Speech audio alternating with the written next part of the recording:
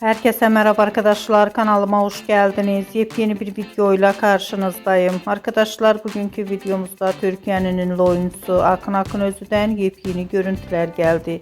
Akın Akınözü ve Serra Arıtürk'ün çekildiği Veliaht dizisinin kamera arkasından olan görüntüleri sizler için YouTube kanalımda video halinde sunuyorum. Umarım beğenirsiniz.